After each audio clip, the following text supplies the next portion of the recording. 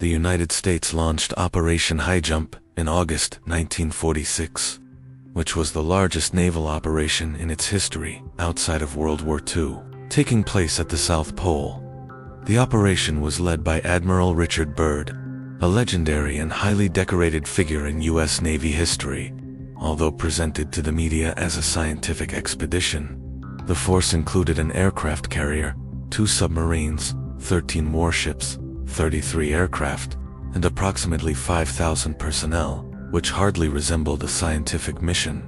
The 2 highly significant secret objectives of the mission were to solidify America's control over Antarctica and, far more intriguingly, to destroy a secret Nazi underground base known as Geheim Base 211 Base 211 and seize alleged flying saucers stationed there. The Nazi presence in Antarctica stemmed from the December 1938 SS Schwabenland expedition, authorized by Hitler to locate mysterious relics and find ancient powers. This highly secret operation included German scientists, engineers, and members of the Thule Society, the Nazi occult order, which believed the entrance to an advanced ancient Aryan civilization deep within the Earth was located at the South Pole. Operation High Jump was authorized because the Pentagon took seriously the possibility that escaped Nazis might be continuing to develop advanced weapon systems at Base 211, particularly following numerous UFO sightings reported from southern Argentina. The fleet established a military base called Little America upon arrival on January 15th. However, the mission planned for 8 months was abruptly terminated after only 40 days, and all Navy personnel were ordered to withdraw. The official Navy report claimed the operation was canceled due to severe weather conditions. Following the sudden retreat to Chile, Admiral Byrd gave statements to local newspapers, warning that a devastating threat existed in Antarctica. He cautioned that, without urgent defensive measures, the United States would be vulnerable to sudden attacks by flying objects originating from both the North and South Poles. Byrd claimed this new adversary possessed advanced flight capabilities, allowing it to reach any nation within hours.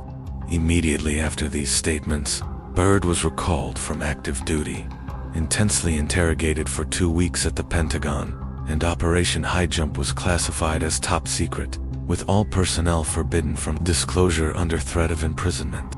The official report alleged that Byrd's 3-hour loss of radar and radio contact during his reconnaissance flight was merely a technical malfunction, but this loss of contact was the pivotal moment of the entire operation. According to his alleged personal diary, which was kept secret from the Pentagon, Byrd detailed an extraordinary encounter. After instruments began malfunctioning and compasses spun uncontrollably, he crossed a mountain range and found himself over a region of lush green valleys, noting the presence of elephant-like creatures, which he identified as mammoths. He reported an ambient temperature of 24 degrees Celsius in this warm region. He then flew toward a massive radiant city and lost control of his aircraft, observing glowing flying objects near his wings, 2 of which approached and displayed Nazi swastikas. Leaked reports also suggest that the Navy engaged in combat and suffered heavy losses, leading to the retreat order. Reports noted that unidentified objects emerged from the sea and flew between the ships at extreme speed, creating intense turbulence. The USS Brownson opened fire without success, and the torpedo ship USS Maddox caught fire and sank. Major John Sayerson described the objects encountered as German miracle weapons. The diary further alleged that during the radio silence, Byrd's aircraft was guided by someone speaking English with a slight German accent, who welcomed him to their base. He was introduced to the master, who identified their race as the Ariani. The master explained that they chose to reveal themselves because humanity, described as an immature race, had gained access to atomic energy and was on the brink of self-destruction. Byrd's strong reputation was cited as the reason his aircraft was guided to the base, as he was seen as a respected intermediary who could help establish communication without escalating violence.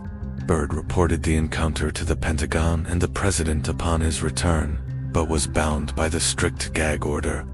Shortly before his death, he wrote a note about the light of truth, eventually rising to drown out the darkness.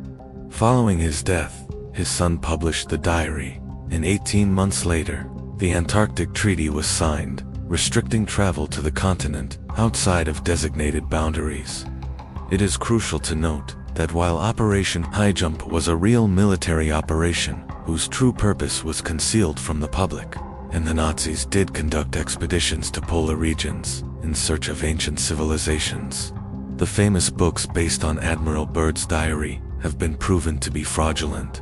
The dialogue in the diary, including the conversation with the master, was found to be lifted directly from the 1937 film Lost Horizon. The material was compiled by Walter Segmeister, using the pseudonym Raymond Bernard. An unresolved question stemming from the official reports is how Byrd's aircraft was able to remain airborne for 3 hours beyond its normal fuel capacity.